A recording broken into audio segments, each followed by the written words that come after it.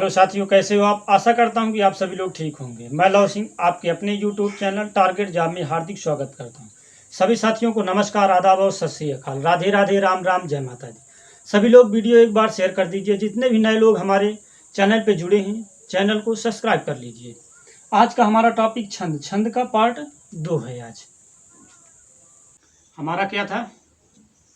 संख्या व क्रम। तो संख्या व क्रम क्या होता है? संख्या व क्रम मात्राओं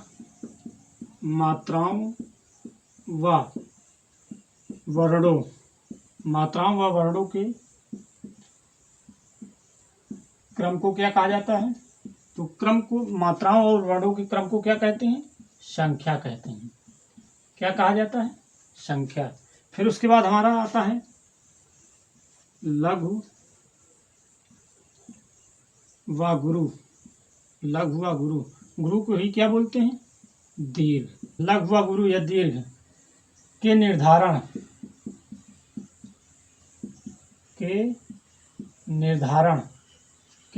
को क्या कहते हैं? तो क्रम कहते हैं। क्या कहा जाता है? क्रम क्या कहते हैं। संख्या व क्रम क्या होता है? मात्राओं व वर्णों के क्रम को क्या कहा जाता है? संख्या कहा जाता है। लघु व गुरु अर्थात दीर्घ के निर्धारण को क्या कहते हैं? क्रम कहते हैं। फिर उसके बाद आ जाता है हमारा अगला पॉइंट क्या है? अगला आ जाता हमारा लघु व दीर्घ। आप लोग अगर पिछला वीडियो नहीं देखें तो उसको भी देख लीजिए। छंद के जो प्रवर्तक थे किसको माना जाता है? तो पिंगल मुनि को माना जाता है। किसको? पिंगल मुनि। इनकी रचना का नाम क्या है? इनकी रचना का नाम है छंद शास्त्र। छंद शास्त्र, या इसको ही क्या बोलते हैं? पिंगल सूत्र बोला जाता है। पिंगल सूत्र। ये पॉइंट मुख्य है। फिर इसके बाद कभी कभी क्वेश्चन पूर्ण से लिया जाता है कि छंदों का प्रयोग सबसे ज़्यादा किस वेद में हुआ है?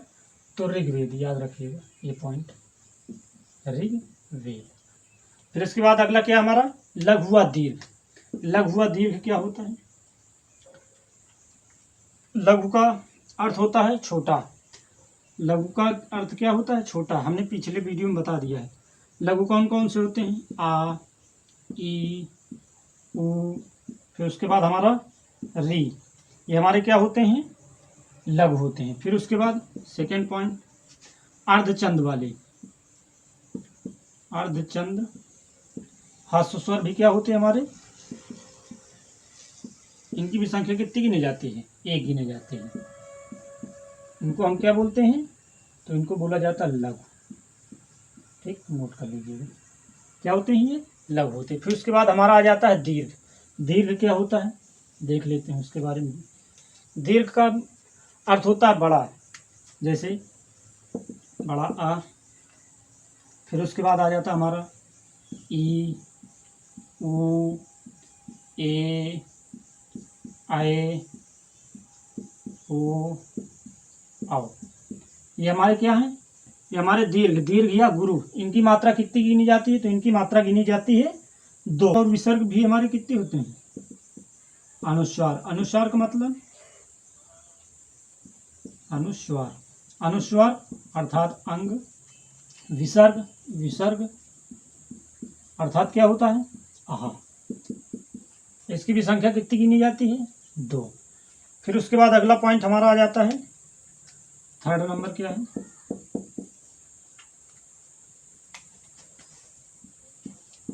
संयुक्त वर्ण से पूर्व वर्ण। संयुक्त वर्ण से पूर्व का वर्ण क्या माना जाता है? गुरु माना जाता है। गुरु माना जाता है। तो उसकी भी संख्या कितनी गिनी जाती है? 2 गिनी जाती है। संयुक्त वर्ण से पूर्व का वर्ण क्या माना जाता है? गुरु। जैसे हमारा उदाहरण देख लेते हैं, जैसे विप्र की संख्या कितनी होगी? तो जो संयुक्त वर्ण से पूर्व, संयुक्त वर्ण कौन सा हमारा? ये है। तो संयुक्त वर्ण से पूर्व का वर्ण क्या माना जाता है? गुरु। गुरु का अर्थ है अच्छा, अर्थात कितनी मात्रा गिनी जाएगी? 2। ये मुख्य पॉइंट थे लघु अद्वितीय के। अगला हमारा देख लेते क्या था। फिर इसके बाद अगला पॉइंट है गति। गति क्या होती है? गति क्या होती है? तो गति छंद का प्रवाह क्या कहलाता है? गति कहलाता है। गति किसे कहते हैं? तो छंद के प्रवाह को क्या कहा जाता है? गति कहते हैं, याद रखिए। उसके बाद अगला हमारा पॉइंट है गति के बाद यति। यति यति क्या होता है? यति यति को क्या बोला जाता है? विराम चिन्ह। यति को क्या बोलते हैं? विराम चिन्ह। विराम चिन्ह। यदि को क्या बोलते हैं? विराम चिन्ह। इसमें क्या होता है? पद को पढ़ते वक्त जिह्वा को जहाँ पर आराम दिया जाता है यानी विराम दिया जाता है, वही क्या होती है? हमारी यति होती है। क्या? पद या चरण। पद या चरण को पढ़ते समय जब जिह्वा को हम विराम देते हैं वही क्या कहलाता है? यति कहलाता है। अगला हमारा आ जाता है तुक। तुक क्या होता है? तुक हमारे दो प्रकार के होते हैं। पहला होता है तुकांत, दूसरा हमारा होता है अतुकांत। अतुकांत। तुक क्या होता है? हमारा क्या है? तुक। तुक किसे कहते हैं? छंदों के पदांत में अक्षरों की समानता को क्या कहा जाता है? तुक कहते हैं। छंदों के पदांत में अक्षरों की समानता को तुक कहा जाता है। तुक कितने प्रकार के? दो। एक होता है तुकांत, दूसरा अतुकांत होता है। अगला आ जाता है हमारा गण। गण क्या है? गण। गण क्या होता है?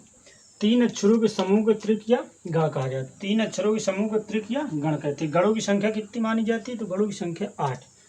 देख लेते हैं। जैसे ये शॉर्ट ट्रिक है। यमता राजभानस लगा, या से क्या हो गया? यगण। यगण या माता, इसकी यगण की संख्या कितनी गिनी जाती है? तो 5 होती है। 2 2 2 और 2 1 कितनी हो गई? 5। फिर अगला क्या दिया? यम। मा यानी मगड़। मगड़ माता रा। 2 2 2 कितनी हो गई? 6।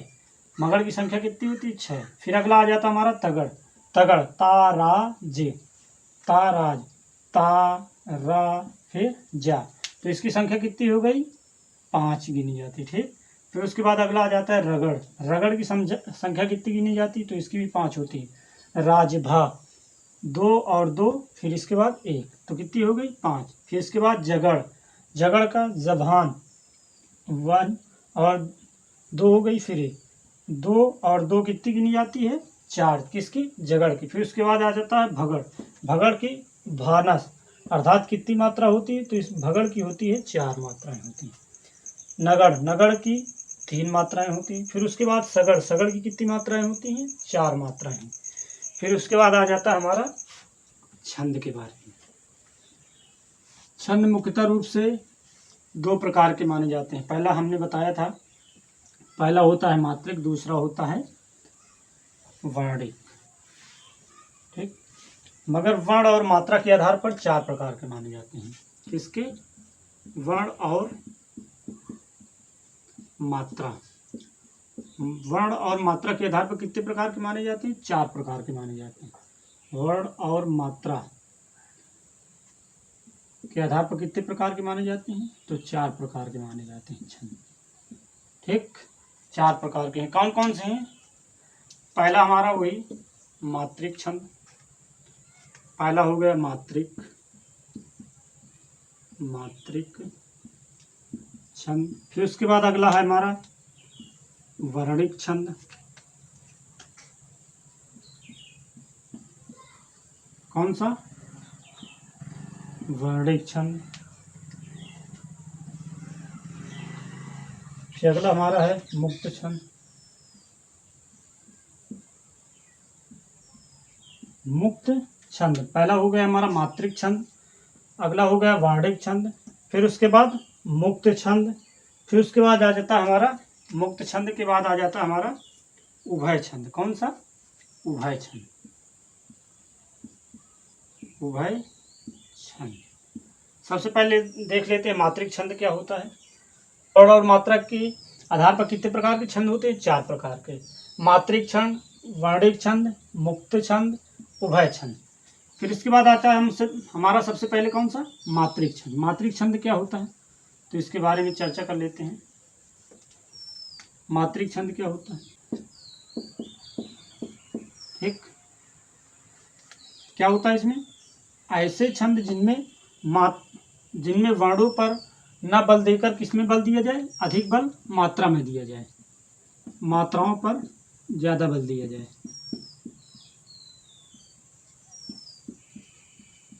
मात्राओं पर बल दिया जाए वही क्या होते हैं हमारे, वही होते हैं हमारे मात्रिक छंद। मात्रिक छंद कितने प्रकार के होते हैं, 3 प्रकार के होते हैं। पहला होता हमारा सममात्रिक, सममात्रिक। दूसरा होता है विषम मात्रिक, विषम मात्रिक। इसके बाद अगला होता हमारा अर्धसम मात्रिक, अर्धसम मात्रिक।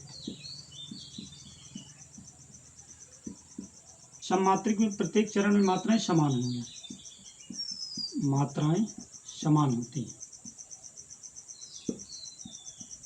क्या होती हैं, समान होती, प्रत्येक चरण, 4 चरणों में मात्राएं क्या होंगी, समान होती। जैसे हमारे कौन कौन से हो जाएंगे, चौपाई, रोला, गीतिका, रोला के बाद गीतिका, गीतिका, फिर उसके बाद हरि गीतिका आदि। ये सभी क्या होते हैं हमारे सममात्रिक छंद होते हैं। विषम मात्रिक छंद, विषम मात्रिक छंद में क्या होता है, वर्णों और मात्राओं की संख्या समान नहीं होती। क्या होता है, सॉरी, उसी तरह होता है विषम मात्रिक या विषम वर्णिक, वही चीज़ है। तो इसमें क्या होगा, मात्राएं समान नहीं होंगी, मात्राएं समान नहीं होती। वही हमारा क्या होता है, विषम मात्रिक होता है। क्या, फिर उसके बाद आ जाता है छप्पै, ये हमारी क्या है, विषम मात्रिक छंद। फिर उसके बाद आ जाता है अर्धसम मात्रिक। अर्धसम मात्रिक में क्या होता है,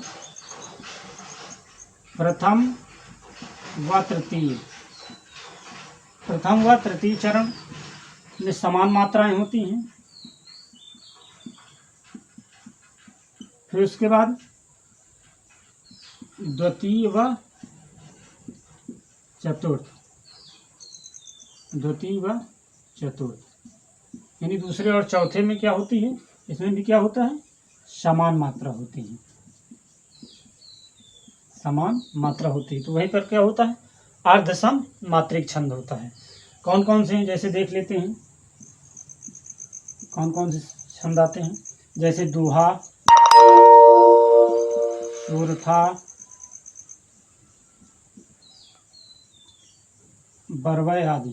जैसे दोहा, सूरथा आदि, ये सभी हमारे क्या हैं, अर्धसम मात्रिक हैं। तो आज के लिए इतना ही, कल मिलेंगे एक नए वीडियो के साथ। तब तक के लिए राधे राधे, राम राम।